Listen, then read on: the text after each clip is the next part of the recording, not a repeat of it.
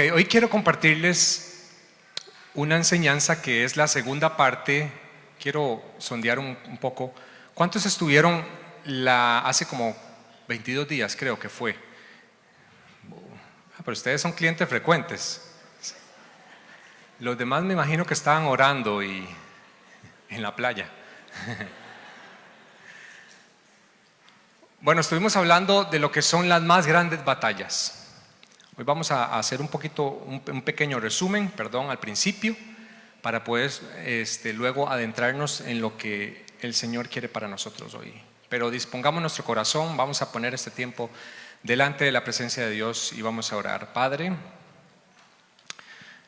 te pedimos que nos guíame a través del Espíritu Santo.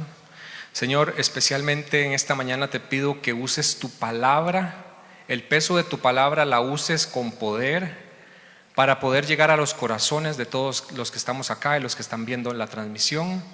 Señor, para que tú uses el poder y el peso de tu palabra para que produzca en nosotros transformación, para que nos transformes hacia esa altura, Señor, que tú quieres que lleguemos, Padre. Para que de esta manera, Señor, podamos seguir creciendo en gracia y misericordia y que tu nombre siga siendo exaltado por toda la tierra. En el nombre de Jesús disponemos nuestro corazón. Amén y amén. Las más grandes batallas. Una escritora que no pude encontrar el nombre dijo, me encontré un párrafo ahí de una escritora, decía anónimo, lamentablemente no puedo mencionarla, pero plasmó el siguiente pensamiento: ser justo no significa nunca cometer errores. Ser justo significa desarrollar una conexión íntima con Dios, arrepintiéndonos de nuestros pecados y de nuestros errores. Y mientras vamos creciendo, ¿verdad? Porque no solamente nos arrepentimos, sino que empieza ahí un camino. Entonces, dice que mientras vamos creciendo,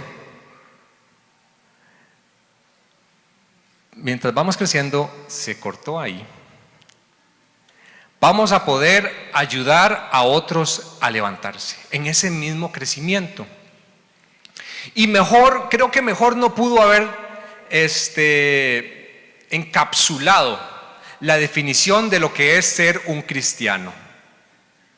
Ella enmarca que un cristiano dice que no es una persona perfecta, que un cristiano no es que no tiene errores, pero sí es una persona que desarrolla una relación íntima con Dios, una relación correcta con Dios.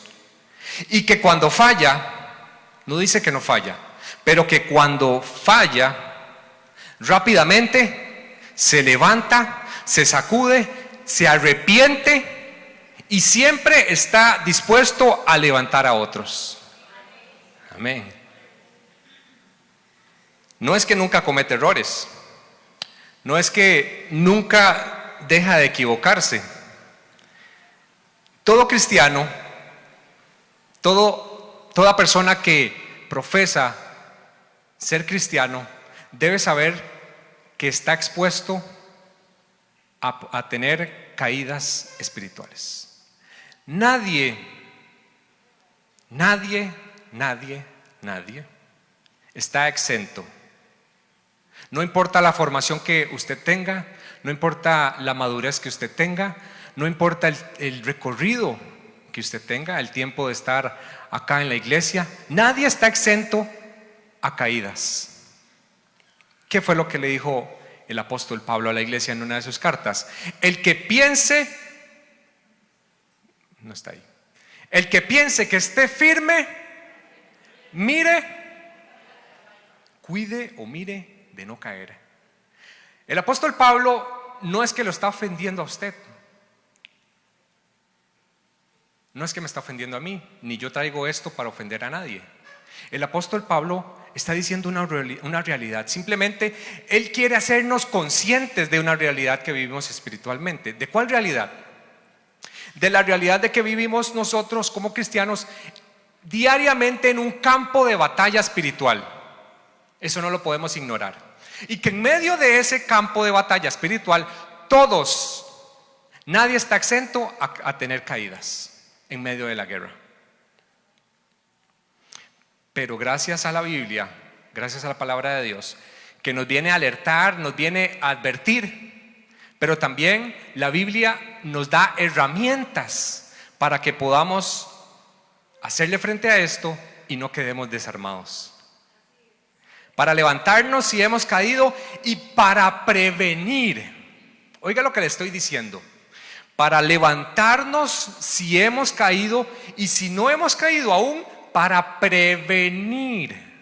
Porque el apóstol Pablo está diciendo que el que cree que está muy firme, el que se cree un super cristiano, cuídese de no caer. ¿Qué es lo que dice el Salmo 37? Dice: la ley de Dios está en su corazón. Por tanto, sus pies no van a resbalar.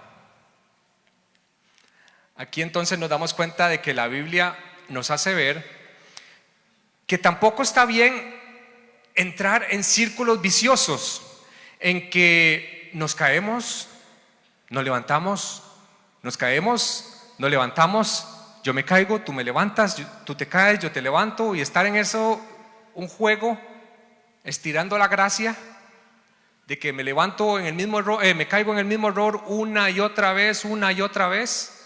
La Biblia me dice que eso debe mandarnos una alerta, porque está bien que podamos caer, pero estar dentro de un círculo vicioso donde repetimos esa conducta, ahí tenemos que hacer un alto. Así que la Biblia nos dice que también es posible evitar las caídas. Dice: por tanto, como la ley de Dios está en su corazón, por lo tanto, sus pies no van a resbalar. Es posible evitar caídas. Entonces, la enseñanza pasada, hace 22 días, estuvimos hablando de un personaje, ¿se acuerdan? ¿De quién? Sansón.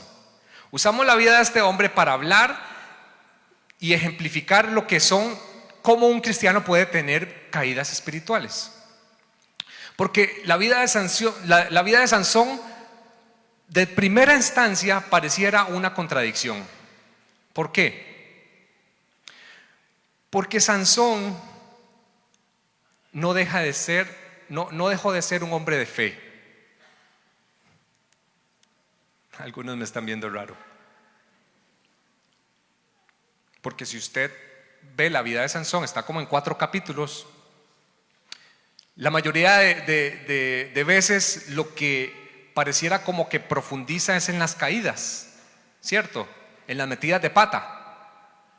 Entonces, ¿cómo estoy diciendo yo que fue un hombre de fe? Bueno, no me vea raro. La Biblia lo dice. Y ahora en la mañana me volví a fijar y todavía estaba el nombre de Sansón en Hebreos 11. ¿Cómo usted me va a explicar? ¿Cómo podemos entender que la vida de Sansón, una persona que tuvo tantos fallos y tuvo un final terrorífico, Dios dejó plasmado su nombre en la lista de los héroes de la fe? Cuando yo lo repasé, dije yo: Dios mío. Oiga, ¿y no salía Alex David? Ni su nombre tampoco. Pero sí el de Sansón. ¿Cómo se explica usted eso? Pareciera una contradicción, ¿cierto? Pero aunque él no se equipó, porque eso fue lo que vimos la vez pasada, él no se equipó con esas herramientas para poder evitar esas caídas. Dios no lo usó por sus pecados, Dios lo usó a pesar de sus caídas. Lo voy a repetir. Dios no lo usó porque pasó por alto sus pecados. Dios lo usó a pesar de sus grietas en el carácter, de sus metidas de pata. Eso se llama soberanía de Dios. Y eso no se puede simplemente racionalizar, porque si no se le va a hacer un atrofio ahí en el cerebro. La soberanía de Dios no se racionaliza. La soberanía de Dios se acepta. Es muy distinto. No se entiende, pero se acepta. Porque póngase a pensar, Dios nos bendice porque merecemos.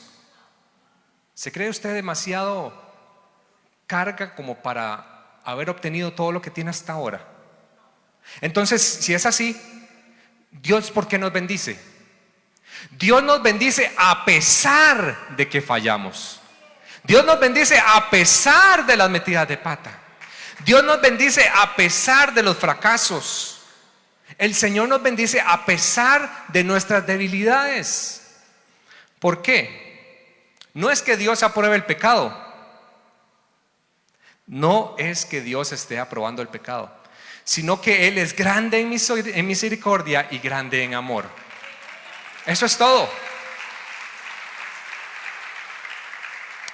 Pero la gracia, lamentablemente, como lo han agarrado algunas corrientes, algunas personas que toman el disfraz de cristianos para explicar y estirar la gracia como si fuera un chicle, la estiran a ver hasta dónde les dé el aguante.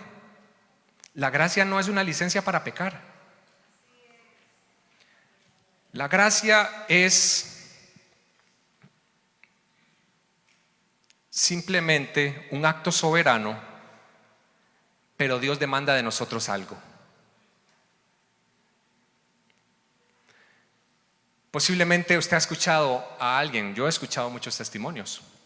Si Dios me sigue usando a pesar de mis debilidades, a pesar de que vuelvo a fallar en lo mismo, tal vez esté aprobando esta conducta y no lo vea tan malo. O sea, un medio pecado o un pecadito. Pero la vida de Sansón es un ejemplo de alerta para todos los cristianos, en especial para todas esas personas que están en una posición de liderazgo, en todas esas personas que tienen una posición de influencia, en todos aquellos servidores de Cristo.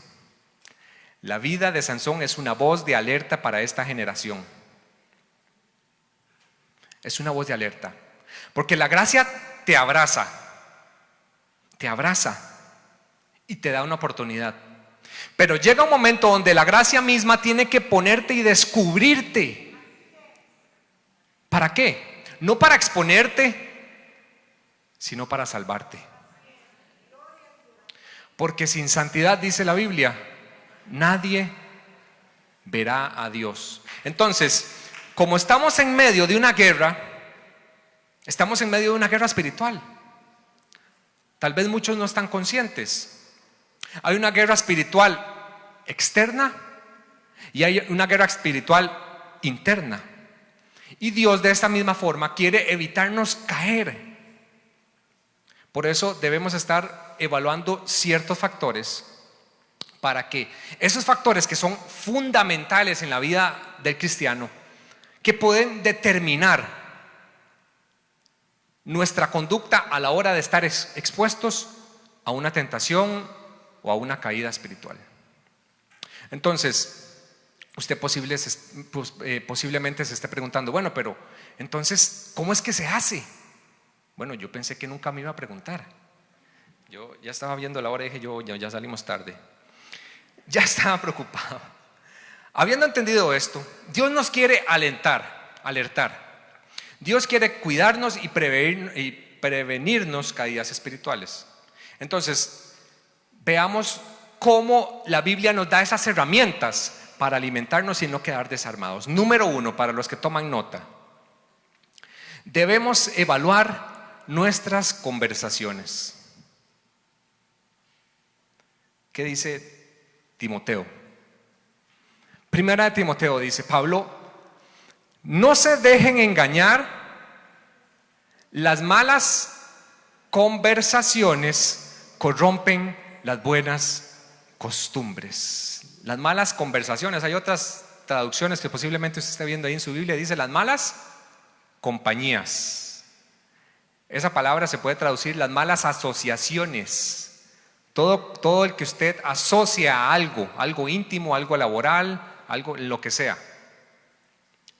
Las malas asociaciones dice que van a corromper las buenas, esas costumbres. Esa palabra se traduce como hábitos morales. Entonces las malas conversaciones llegan a corromper todos esos hábitos morales que hemos aprendido a través de la Escritura, a través de la vivencia. Y yo sé que esto es un verso que se usa muchísimo para aconsejar, pero déjeme explicarlo por un momento en su contexto. ¿Qué es lo que estaba pasando en ese contexto? ¿Por qué Pablo fue que dijo estas palabras a Timoteo? Y luego le vamos a dar una explicación. Pablo dice: no se dejen engañar. O sea, estén alertas, porque las malas conversaciones corrompen las buenas costumbres. Primera de Corintios 15, todo el capítulo, Pablo lo usa para hacer apología de lo que es la doctrina de la resurrección de los muertos. O sea, es lo que él está levantando, es un capítulo entero para hacer defensa de la doctrina. Utiliza un capítulo entero. Pregunta: ¿cree usted en la resurrección de los muertos?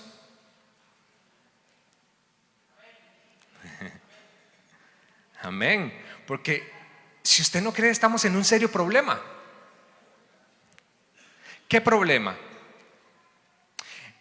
En la iglesia de Corinto, en ese entonces, cuando Pablo estaba diciendo eso, la iglesia estaba enfrentando un grupo de personas que estaban cuestionando lo que es la resurrección de los muertos, esa doctrina. Y decían que los muertos no resucitaban. Decían que una vez que uno muere, simplemente descansa y no pasa nada, no hay más allá. Entonces, esas filosofías estaban envolviendo a la gente cristiana, a la gente que se estaba reuniendo en nombre de Cristo, y estaban contaminando la fe de muchas personas. Entonces, por eso es que Pablo tiene que dedicar un capítulo entero, y usted lo puede estudiarlo en su casa, para poder defender la doctrina de la resurrección de los muertos. Entonces, él mismo dice que este grupo se oponía a la resurrección, y entonces él les dice: si no hay resurrección, entonces ni siquiera Cristo ha resucitado. Y si Cristo no ha resucitado, nuestra predicación no sirve para nada, como tampoco la fe de ustedes. Qué duro. Porque si los muertos no resucitan, tampoco Cristo ha resucitado. Y si Cristo no ha resucitado, la fe de ustedes es ilusoria y todavía están en sus pecados. Imagínense qué clase de predicación más magistral la que estaba diciendo aquí Pablo. Y sigue diciendo: pero si los muertos resucitan, entonces Cristo resucitó como el primogénito, como el primero de los que resucitan. Amén. La Biblia dice que en ese mismo capítulo el apóstol Pablo habla de que Adán abre el camino a la muerte. Y entonces, como abre el camino a la muerte, todos vamos hacia muerte. Todos mueren. Pero como Cristo resucita, entonces gracias a Cristo todos somos vivificados. Aleluya. Y como Cristo resucita y derrota a la muerte, la Biblia dice que ¿dónde está, oh muerte, tu aguijón? Y ¿dónde, oh sepulcro, tu victoria? Entonces Pablo le da esa clase magistral, porque es interesantísimo cómo Pablo establece doctrina a través de sus cartas. Me encanta estudiar las cartas paulinas, porque esto es teología básica. Esto no es de seminarios ni nada, no. Usted y yo tenemos que estar fundamentados en esto. Tenemos que tener claro esto. Entonces, Pablo, después de lanzar esta instrucción, Dice, no se deje engañar, las malas conversaciones corrompen las buenas costumbres. En ese contexto, es como que si le estuviera diciendo, no permitan que las personas que le rodean. ¿Cuáles personas le están rodeando hoy a usted? ¿Quiénes son las personas más cercanas a usted? Dice, no permitan que esas personas le contaminen por medio de sus conversaciones, sino que su fe sea fortalecida, porque si no va a empezar a tambalear. Entonces, la fe de muchos en esa iglesia de Corintios estaba tambaleando. Decían, pero ¿qué es esto tan raro? Venían la filosofía, los abrazaban y entonces les exponían a Cristo y sí, y después que no. Y entonces estaban en esa lucha porque estaban expuestos a muchas conversaciones que entraban por el oído, y después del oído venía la mente, y después de la mente llegaba al corazón.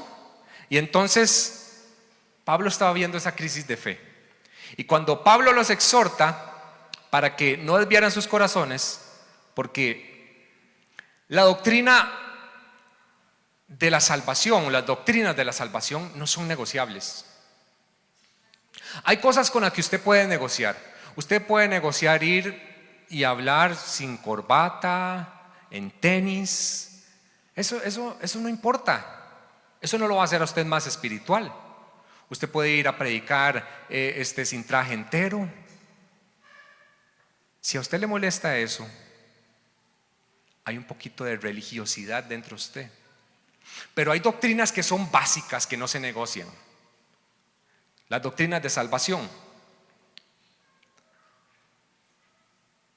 Esas cosas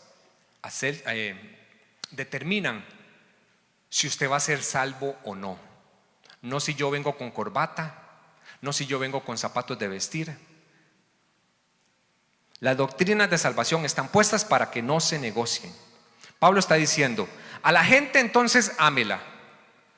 A la gente, aunque no vaya acorde de sus creencias, ámela. A la gente hay que cuidarla, hay que respetarla. No hay que andarse peleando si usted practica esta fe o la otra. Eso no tenemos que andarnos peleando. Hay que amarlos, hay que enseñar. Pero por más amor que usted le tenga a alguien, usted no puede pretender que le corrompan sus bases doctrinales. Se enoje quien se enoje, le deje de hablar quien le deje de hablar, le levanten falsos o no le levanten falsos, hablen de usted al frente o lo hagan por las redes sociales, porque todos estamos expuestos a eso. Las malas compañías corrompen las buenas costumbres.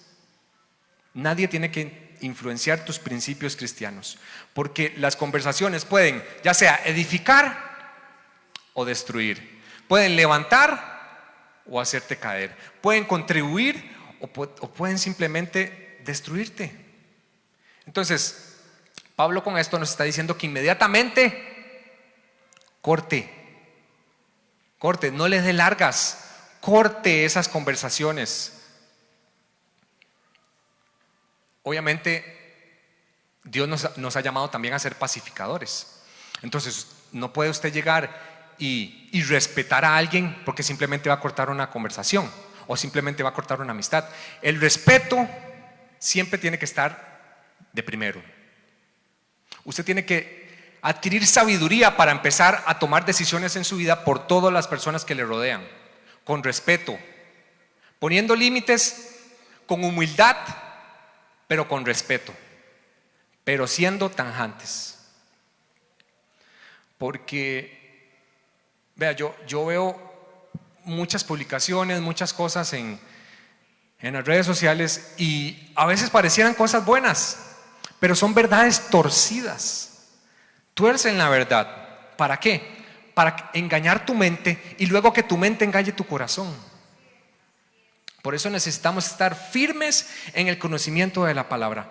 Pablo dijo en 2 Corintios que debemos destruir todos los argumentos y toda altivez que se levanta en contra de ¿qué? Esto es lo que ataca el enemigo. El enemigo utiliza a las demás personas para atacar tu conocimiento de Dios, ya sea mucho o poco. Eso es lo que el enemigo está minando, tu conocimiento. Por eso es que cuando alguien llega y le dice algo malo, usted tiene que llevar cautivo todo pensamiento para que entonces se alinee a la obediencia de Cristo. Por eso debemos crecer. ¿Cómo podemos entonces saber y discernir? Tenemos que comer palabra, tenemos que acercarnos a la palabra, crecer. ¿Para qué? Para que podamos desarrollar el discernimiento y poder entonces ser radicales en estos temas. La Biblia dice en la carta a Judas que también a los que dudan trata de convencerlos. Hay gente que está dudando, por eso habla mal de los cristianos. Trata de convencerlos. Es decir, ama a la gente, comparte el evangelio, háblenle a todo el mundo de Cristo, usted no se limite, pero no comprometa sus principios, porque nuestras conversaciones son herramientas que el diablo mismo puede usar para hacernos caer. Para los que aún siguen dudando de esto, porque veo algunas caras como que no los veo como muy convencidos, pregúntele a alguna persona que ha tenido alguna caída moral, de tipo moral. Porque yo escucho testimonios y cuando veo que Dios está restaurando a las personas, escucho su testimonio y todos, la mayoría, para no decir todos, todos coinciden en que todo comenzó con una simple conversación. Por eso debemos estar recordándonos que estamos en medio de una batalla y que uno debe ser radical en lo que cuando se trata de nuestra vida espiritual. Con la gente usted puede poner límites. No deje de ser humilde y respételos. Pero con el único que usted no puede ser humilde es con el diablo. A ese ciérrele la puerta en la cara. Así que cuando usted está escuchando algo que no está acorde, entonces usted lleva cautivo sus pensamientos y le cierra la puerta. Tenemos que estar constantemente evaluando nuestras conversaciones. Claro, ahora tenemos que evaluar los chats, ¿verdad? Las conversaciones cambiaron. Pero Pablo nos hace un llamado porque él sabía que el corazón, la caída del ser humano comenzó ¿cómo? Con una conversación. Pregúntele a Eva, a Adán, ¿cómo comenzó la caída? El enemigo le habló por medio de una conversación. Por eso Pablo nos dice que las conversaciones moldean nuestras conductas. Y yo soy testimonio de eso. Yo perdí 18 años por estar rodeándome con gente que alimentaba mis carencias. Yo no les echo la culpa a la gente, sino que ellos mismos alimentaban mis carencias y entraba en un círculo vicioso. Me caía, me levantaba, me caía, me levantaba, me caía, me levantaba. ¿Por qué? Porque las personas a tu alrededor van a moldear tu conducta. Porque eventualmente lo que estás escuchando llegará a tu mente a través del intelecto. Y esto después va a llegar a tu corazón. Y después de llegar todo ese proceso, lo que termina es en una conducta. Vea cómo empieza todo. Usted escucha, lo razona, lo guarda en su corazón y actúa. Por eso es que la Biblia quiere evitarnos y quiere que tengamos cuidado a las conversaciones y a las asociaciones. Hay un estudio que dice que las 5 personas alrededor tuyo van a determinar los próximos años, los próximos 5 o 10 años de tu vida. ¿Cómo quieres verte en 5 o 10 años? Entonces escoge las personas que están a tu alrededor. ¿Han visto ustedes? Me imagino que sí. Las falsas doctrinas que están destruyendo y dividiendo a las iglesias. Hay muchas doctrinas cristianas, bueno, que se dicen cristianas, y lo que hacen es estar trayendo división dentro de las iglesias. ¿Se ha dado cuenta usted de lo que está pasando al nivel espiritual en las iglesias? Tiene que investigar más. ¿Por qué? Porque estamos en medio de una guerra espiritual, y la guerra no solamente se da al lado afuera del mundo, sino dentro también. Y hay guerras que se están librando dentro de las iglesias, y todas empiezan por algo. Una persona vino y empezó a dudar porque escuchó a alguien hablando. Se filtran las conversaciones, y usted no puede venir el domingo a adorar a Dios y entre semana llegar y prestarle oído al chisme o a chistes sucios. No podemos ser partícipes de conversaciones que no edifiquen. Tenemos que ser radicales. Evalúe a quién usted le está abriendo su oído.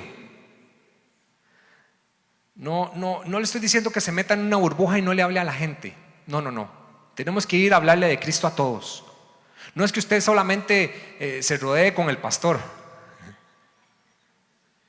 Pablo le dijo a los efesios: no tengan nada que ver con las conductas estériles de la oscuridad, sino más bien denúncielas, expóngalas. Usted no puede venir y bendecir a los demás: Dios te bendiga, ay Dios te amo, te alabo, y al otro día estar hablando de alguien. Eso no es bíblico. La Biblia dice que una fuente no puede producir dos tipos de agua.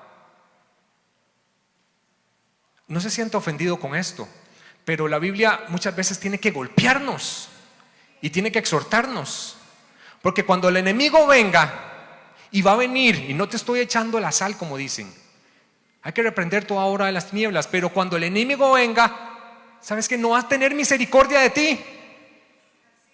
Hay muchos testimonios de mucha gente que ha caído porque se confió. El enemigo no tiene misericordia de nadie. Va a venir por tu vida, va a venir por tu familia, va a venir por tu familia. El enemigo va a venir por tu vida. Por eso hay que abrir nuestro corazón, exponernos a cosas espirituales, como dice el apóstol Pablo: centren sus pensamientos en todo lo que es verdadero, todo lo que es honesto, todo lo que es justo, todo lo que es puro, todo lo que es amable. También piensen en lo que tiene alguna virtud, en lo que es digno de reconocimiento, y termina diciendo: mantengan su mente ocupada en eso. Porque las conversaciones tienen la capacidad de moldear nuestras conductas, y estas nos van a hacer caer. Porque el pensamiento de hoy se va a convertir en la conducta de mañana. Entonces Pablo le dice: cuidémonos para que el diablo no tome ventaja, pues no ignoramos sus maquinaciones, como dice la Biblia. Amén. Número 2.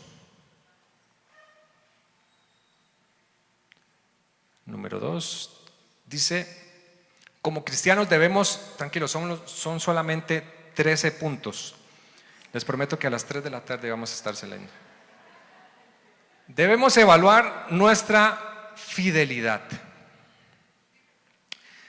Si algo, voy a tener que poner el micrófono desde ahora, porque antes no lo puse, entonces no importa. Si algo debemos tener claro como cristianos es que Dios exige de sus hijos fidelidad. Por años en el cristianismo me he dado cuenta que muchos confunden la fidelidad con perfección.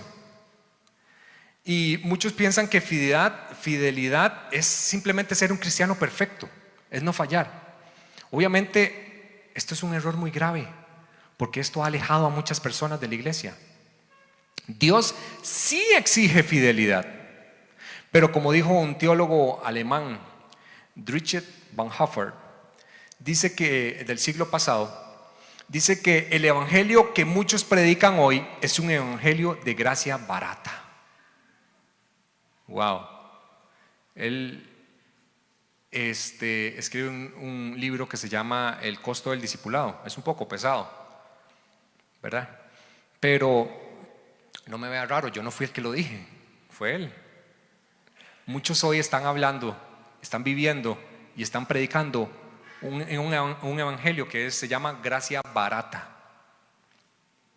Esa fue la forma de resumir el abuso que se le da a la gracia. Lo que hablaba ahora, que muchos estiran la gracia, que como me equivoco, meto las patas y no me pasó nada, entonces Dios me aprobó. Porque aunque la gracia es gratis para usted y para mí, a Cristo le costó la vida. Entonces tiene todo el valor. Y cuando la gente mueve de su conversación, de su vida, de su mensaje, del evangelio, la cruz la remueve de ahí, entonces lo que hacemos es convertir la gracia en una gracia barata. Este teólogo lo que decía es que las personas tienden a convertir su libertad en libertinaje, que es muy, muy distinto. No es lo mismo que usted tenga libertad en Cristo a que su vida esté rodeada de libertinaje, de excesos. Entonces nos alejamos del corazón del discipulado. Porque, ¿qué fue lo que dijo Cristo? Y esto lo vamos a ver después. 3 cosas le dijo. Si usted quiere ser discípulo de Cristo, tiene que hacer 3 cosas. Dice que tiene que tomar su cruz, dice que tiene que negarse a usted mismo y tiene que seguir a Cristo. Entonces, cuando se remueven esos elementos de nuestras conversaciones, de nuestras predicaciones, entonces empezamos a predicar un perdón que no requiere arrepentimiento, porque enseñan el mensaje a medias. Puedes venir de la forma en que estás, destruido con tus filosofías, con tus creencias, porque así Dios te va a amar. Así lo que dicen. Pero aunque suene muy lindo, este mensaje no le va a dar resultado a nadie. Porque el evangelio no es un mensaje de motivación. El evangelio es un mensaje de transformación. O sea que una persona hace poco conocida, cercana, me invitó a que diera un mensaje de motivación a un grupo X, no tenía nada que ver con una congregación, y yo le dije, es que yo no soy motivador. Yo lo que puedo darle es un poco de lo que he recibido, y si quiere nos sentamos a tener una conversación de la palabra, tranquilos, nos tomamos un café, pero yo no soy llamado a motivar, porque el evangelio no es motivación, el evangelio es transformación. Eso es el evangelio, es una gracia de alto costo. A Cristo le costó todo, como lo dijo Bonhoeffer. Porque si no se predica el arrepentimiento, entonces estamos dándole otra vez una licencia para pecar a la gente. Y de la forma en la que usted ha recibido su licencia para conducir, usted va y toma su vehículo y usted se va para donde usted quiera, usted maneja su vehículo de la forma que usted quiera, aunque hayan leyes. De la misma forma, la gente le está dando licencia para pecar a la gente, para que conduzca sus vidas como les dé la gana. Entonces,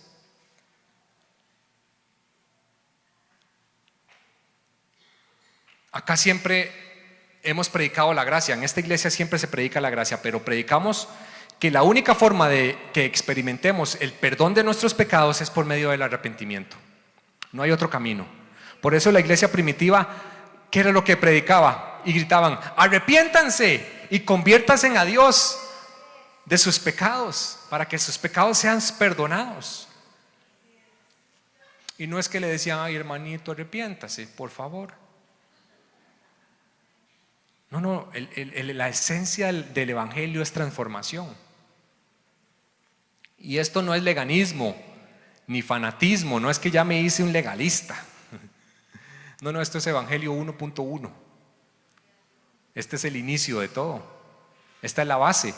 Porque cuando entendemos que Dios no demanda de nosotros perfección, entendemos que Él sí pide fidelidad. Pide que nosotros seamos fieles. La Biblia dice, sé perfecto hasta la muerte y recibirás la corona de la vida. Así dice. Bueno, mi Biblia dice otra cosa. Dice, sé fiel hasta la muerte y entonces vas a recibir la corona de la vida. Sé fiel hasta la muerte. El legalismo entra cuando pensamos que Dios nos exige perfección. Pero por otro lado, cuando pensamos que todo es válido porque la gracia nos cubre, decimos entonces que, como dicen algunos, es que Dios conoce mi corazón, Dios sabe lo débil que soy, Dios me conoce, Dios, esto es lo que te puedo dar, ¿cierto o no? Yo mismo lo hice. Entonces caemos en libertinaje. Algunos me están viendo como que les debo dinero. Esto es doctrina básica, hermanos. Lo que estoy hablando es que Dios exige a cada uno de nosotros fidelidad, pero la fidelidad va de la mano del arrepentimiento, porque el arrepentimiento es darle, ¿sabes lo que significa arrepentirse? Es darle la espalda a toda conducta que nos hace caer. Eso es arrepentimiento.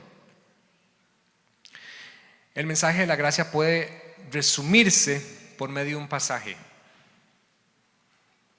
Un pasaje. O sea, hay tantos pasajes, pero traje este. La Biblia dice que había una mujer que había sido sorprendida en adulterio. La toman y la ponen en la plaza. Y los fariseos, los religiosos, están escogiendo cuáles piedras agarrar. Están esperando para apedrearla. Y entonces, de un pronto a otro, Jesús les dice: ok, está bien, denle, pero el que no haya pecado, que tire el primero. El que no se haya equivocado, dele. ¿Y qué empezaron a hacer? De un pronto a otro, se empezaron a ir. Y se empezaron a ir los que creían que eran los mejores en la fe, desde los más viejos, dice el pasaje. Está hablando de que supuestamente gente madura se empezaron a dejarla, y entonces queda ella con Jesús, y Jesús le dice: mujer, ¿dónde están esta pandilla? ¿Dónde está esa mafia que te estaba acusando? ¿Dónde está ese cartel?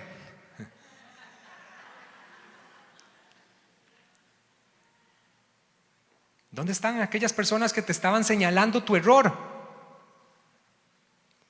Y entonces Jesús resume el corazón del evangelio en estas dos frases que son todo. Y dice: ya, como ya no los ves, tranquila, vete, yo no te condeno. Pero el mensaje no queda ahí, porque es que lo que pasa es que muchos predican el mensaje hasta ahí. Ven cómo estás, porque Cristo te ama. Pero Jesús le dijo: tranquila, yo tampoco te voy a condenar. Pero el pasaje sigue diciendo, y da la segunda frase, que es lo que dice: anda, vete tranquila y no peques más. Eso es el evangelio completo.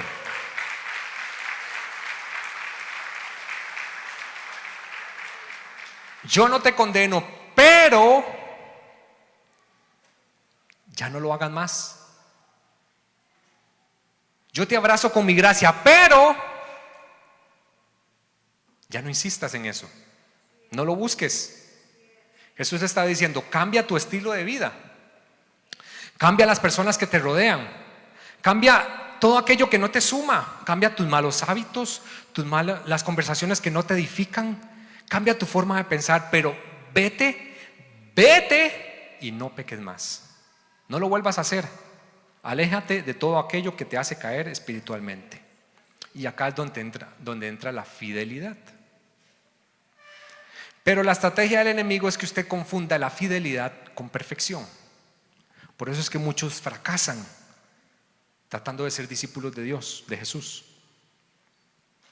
Pero no te das cuenta que al final no vas a llegar ni a ser perfecto ni ser fiel, porque estás posiblemente persiguiendo un evangelio que no existe. Pero Cristo hoy te dice: tranquilo, yo sé que no eres perfecto, yo sé que no eres perfecta, pero sí puedes ser fiel. ¿Ven el llamado? Te podrás caer, te vas a poder equivocar. Algunas veces vas a decir cosas que no quieres, vas a actuar de la forma en que no quieres, te vas a caer de alguna forma, de acuerdo a la debilidad que tú tienes. Pero la palabra dice: mantente fiel hasta la muerte. Dios entiende nuestra debilidad. Y déjame decirte algo: a Dios no le asombra tus fortalezas. Dios se mueve con nuestra debilidad, porque es un canal para poder Él mostrar su gloria. Y número 3, algunos estoy viendo así como que ya hace hambre. Como cristianos debemos constantemente dejar que Dios evalúe nuestra conversión. Esto es un mensaje, el próximo lo voy a seguir, pero hoy quiero enfocarme en esto. Hay otras áreas que debemos estar dejando que Dios evalúe, pero como cristianos constantemente debemos dejar que Dios evalúe nuestra conversión. Vea lo que dice Joel. Por eso el Señor dice: vuélvanse a mí por completo, no a medias, mientras aún hay tiempo. ¿Qué quiere decir esto? La gracia no se va a estirar para siempre. Hay un tiempo límite en el que usted y yo tenemos que tomar decisiones, porque habiendo personas que esperaron que la gracia era eterna, ya no están. Y están sufriendo sus consecuencias. Entonces dice: vuélvanse a mí por completo mientras aún hay tiempo. Si estamos hoy aquí es porque aún hay tiempo. Háganlo con ayuno, llanto y arrepentimiento sincero. Dice: y no finjan.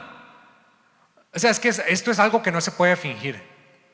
No finjan arrepentimiento haciendo cosas externas. O sea, esto puede ser: no finjan arrepentimiento sirviéndole a Dios, no finjan arrepentimiento delante del pastor, no finjan arrepentimiento. No finjan, sino que vuélvanse al Señor con su corazón. ¿Ven? Es algo interno, es una decisión interna, lleno de un arrepentimiento sincero, porque Él es un Dios amoroso, sí, y Él es bueno, que no se enoja fácilmente. Pero al principio me dice que hay un límite, hay un tiempo. Él nos ama mucho y a Él le duele castigarnos. ¿A quién le estaba hablando el profeta aquí? Bueno, Dios por medio del profeta. Al mundo, a su pueblo. Entonces, ¿cómo le está diciendo a su pueblo que se vuelvan? No le está hablando a personas que no le conocen. No, Él está hablando a su pueblo, a personas que le conocen y que viven para Él, como usted y como yo. Pero Dios nos llama a arrepentirnos. Vuélvanse a mí por completo, no fijan arrepentimiento y vuelvan su corazón a un arrepentimiento sincero. Ahora, yo con esto no le estoy diciendo que dude de su conversión. Porque alguno ya, si no le digo esto, va a salir de esas puertas con una crisis de fe y se va a ir a hacer no sé qué. No, yo no estoy diciendo que dude de su conversión, sino que evalúe su vida. Pero al principio del título yo le dije que deje que Dios evalúe. Yo no le dije que lo evaluara usted mismo. ¿Qué es lo que dice o qué es lo que decía el Salmo 139?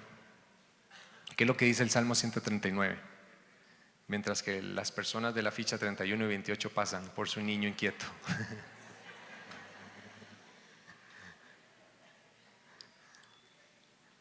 ¿Qué es lo que dice? Señor, voy a examinarme porque hoy me levanté con ganas de ver qué tengo dentro mío. Examíname, es abrir su corazón, desnudar su carácter y decir: examíname, oh Dios, y conoce lo que hay dentro de mí. Entonces, Señor, hazme una prueba, escanéame y conoce lo que hay en mis pensamientos. Y entonces de esa forma señálame, con tu dedo sí, señálame cualquier cosa que te ofenda.